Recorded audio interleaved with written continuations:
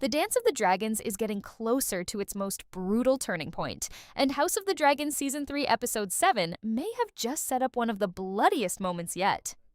Aegon has finally found a way to reclaim some of the power he thought he had lost. One of the most dangerous dragons in the war has been pushed to the edge of death. Alicent has been forced to face a choice that could destroy her family.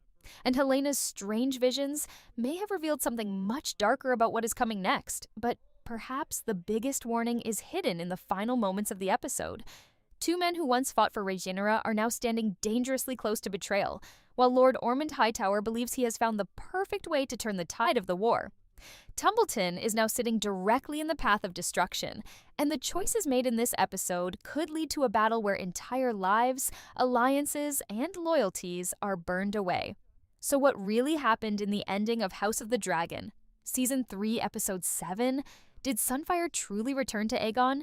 Did Sheepstealer survive the attack? Why couldn't Alicent kill her own son? And what were Helena's dreams actually trying to tell us? Let's break down the biggest moments of the episode, the differences from Fire and Blood, and most importantly, what this ending could mean for the final episode. One of the biggest surprises of the episode was the return of Sunfyre, and this moment completely changed Aegon's position in the war. For much of this story, Aegon has been reduced to someone who has lost almost everything. His body has been badly damaged, his power has slipped away, and even his position as king has become more complicated than ever. But instead of accepting that he has been defeated, Aegon made it clear that he would rather die fighting than disappear from history as a coward. That is what made his confrontation with the men in the forest so important. Aegon knew exactly how the world might remember him. He did not want people to say that he had simply fled with ordinary people, hidden among them, and eventually been killed without ever making another stand. He wanted the history books to remember him as the rightful king, the man who believed that the Iron Throne belonged to him. And then everything changed. As the light of the torches moved closer, Aegon was standing on the edge of giving up.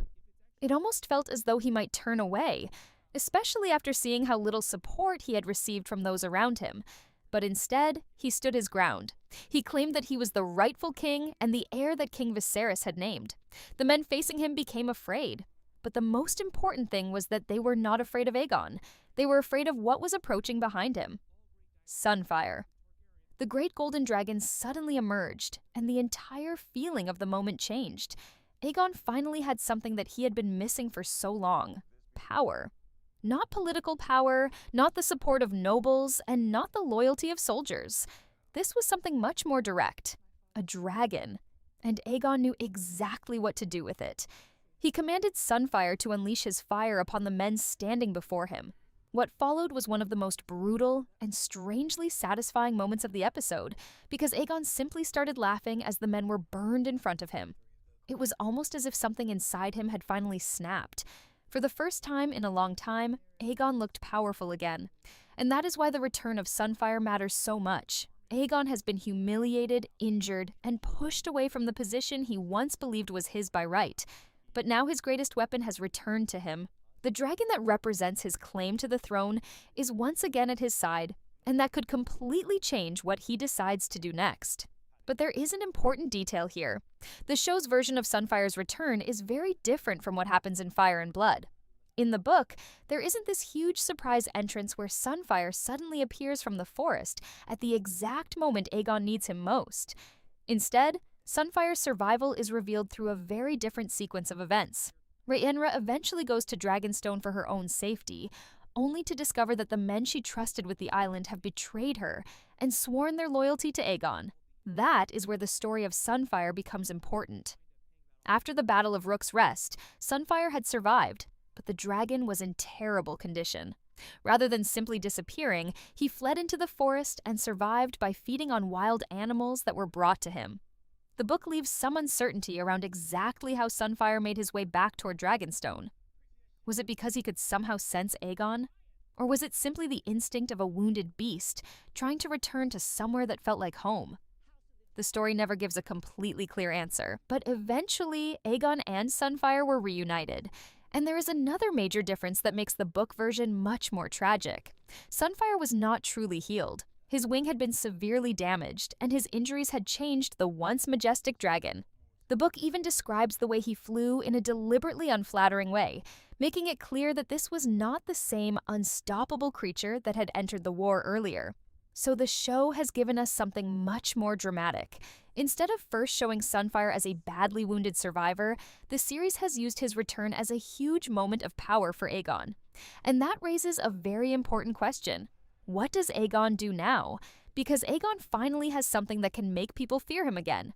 If Sunfyre is truly back under his command, Aegon may no longer have to simply run and hide while the war continues around him. He may have another move to make. He may decide to wait, watch what happens to Rhaenyra, and then use the chaos around Dragonstone to his advantage. There is also the possibility that the return of Sunfyre is setting up Aegon's next major move toward Dragonstone. The timing is what makes this so interesting. Rhaenyra's position is already becoming more unstable. The people of King's Landing are suffering under heavy taxes. Those who remain loyal to her, including the gold cloaks, have not been properly paid. Her protection over the city is becoming weaker, and the trust that once supported her rule is starting to disappear. That means Aegon does not necessarily need to defeat everyone himself. He may simply need to survive long enough for Rhaenyra's own position to collapse. And now he has Sunfyre. That changes the balance. But while Aegon has regained his dragon, another dragon has just suffered one of the most brutal attacks of the entire episode. Sheepstealer. And this is where the story becomes even more complicated, because the question is no longer simply about who controls which dragon. It is about whether Sheepstealer is even alive. While Aegon has finally found some kind of strength again through Sunfyre, another dragon has been left fighting for its life. Sheepstealer. And honestly, this may have been one of the most painful dragon fights we have seen in the series so far. The whole situation begins when Adam of Hull and Baela are out searching for Vhagar.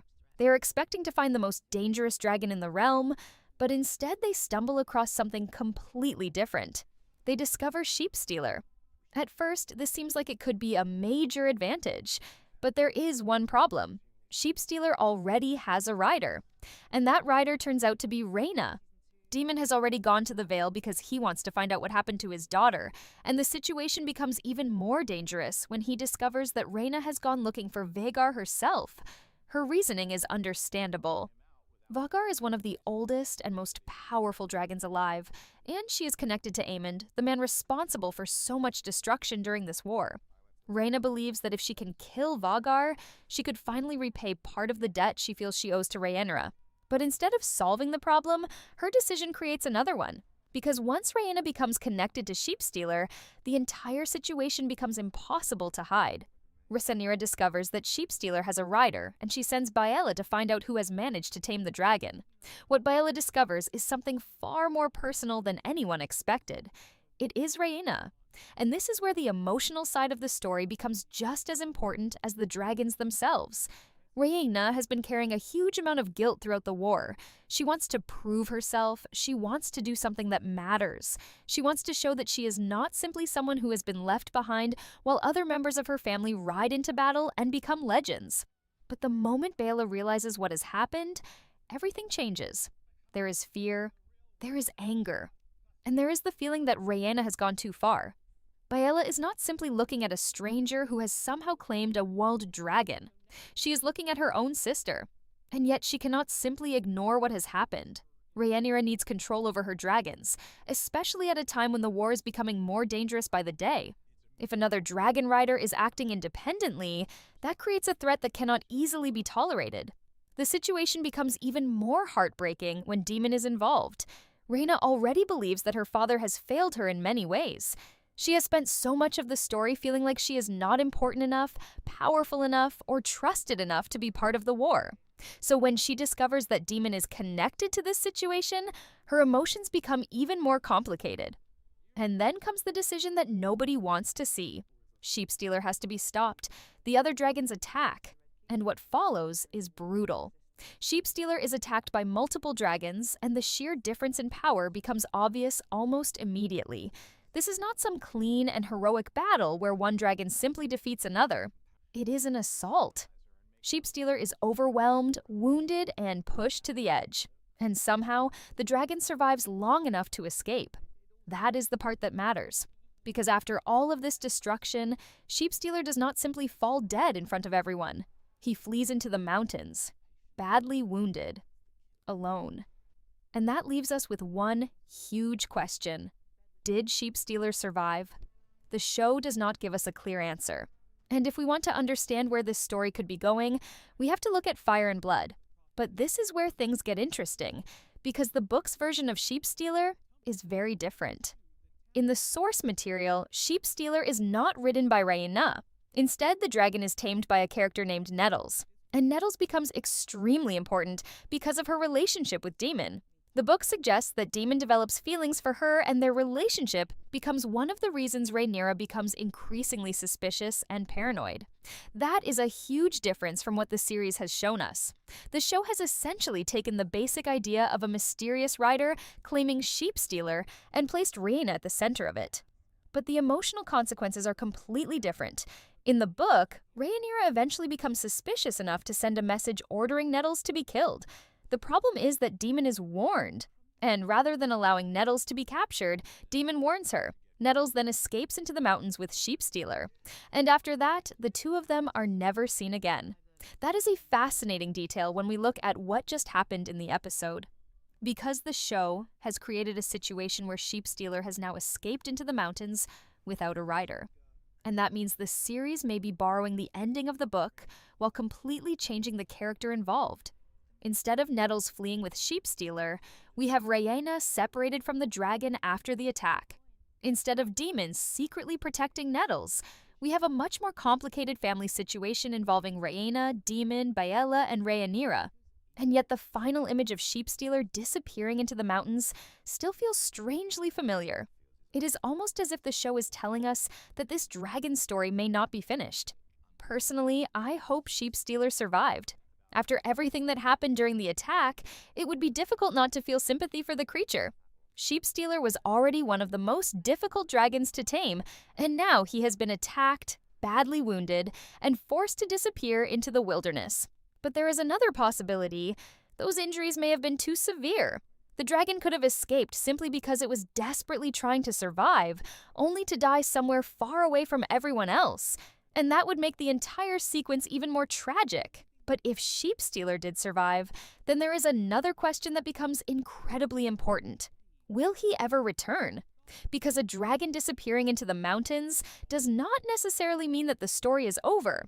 And the fact that the show has deliberately left the question unanswered could be a clue that we are supposed to keep thinking about him. There is also something important about Rhaenyra's story here. For a long time, she has wanted something that her family members already have. A purpose. She wants to be part of the war. She wants to ride a dragon. She wants to prove herself. And when she finally gets the opportunity, it comes with an enormous price. Sheepstealer does not become some glorious weapon that instantly changes the war. Instead, his presence causes conflict within her own family. And that may be exactly what makes Rhaenyra's storyline so interesting moving forward. Because the Dance of the Dragons is not only destroying armies, it is destroying families. People who should be protecting each other are becoming suspicious of one another. Parents are turning against children. Siblings are being forced into impossible choices. And even the dragons themselves are being used as weapons against creatures that are just as powerful and just as dangerous. That brings us to one of the most uncomfortable relationships in the episode: Alicent and Aemond. Because while Sheepstealer is fighting for its life in the mountains, Alicent is entering Harrenhal with a completely different mission. She has come to face her own son, and for perhaps the first time, she is forced to confront the horrifying consequences of everything she helped create. Alicent's story in this episode is especially interesting because it is very different from the book. In Fire and Blood, Alicent never goes on this kind of journey to Harrenhal in order to confront Aemond, but the show has created this storyline for a reason. Alicent has spent years watching her children become more and more damaged by their obsession with power, the throne, and the war. And now she is standing in front of Aemond, knowing that he has become one of the biggest threats to Rhaenyra. She knows what Rhaenyra wants, she knows what her family has done, and she knows that Aemond is dangerous. So Alicent has a decision to make. Does she kill her own son, or does she find another way to stop him? This is not simply a political decision, it is a mother being asked to destroy her own child, and that is why the scene carries so much weight. Alicent has already begun to understand that the ambitions she placed in her children's minds have destroyed them. She wanted them to fight for the crown. She wanted them to secure their position. She believed that power would protect her family. But now the crown has turned them into something she barely recognizes. Aemond is not the same person he once was. He is paranoid, he is ambitious, he is increasingly dangerous. And Alicent knows that his continued existence could keep the war alive. So she considers killing him. But when the moment finally arrives, she cannot do it. Instead, Alicent chooses another option: poison. She considers using it to knock Aemond out so she can escape Harrenhal rather than killing him outright. And that decision tells us almost everything we need to know about Alicent. She has finally realized how dangerous her son has become, but she still cannot completely abandon him. He is still her child. No matter what he has done, no matter how much blood has been spilled, no matter how much suffering has followed his actions, Alicent cannot bring herself to simply end his life. And that weakness could have consequences. Because Aemond has his own plans. He believes Harrenhal can become his base of power. He believes he can establish himself there and claim authority over Westeros from the Riverlands. Alicent knows how ridiculous that sounds. But there is something else that worries her. Alice Rivers. Aemond has become increasingly influenced by Alice, and Alicent can see that something is happening between them.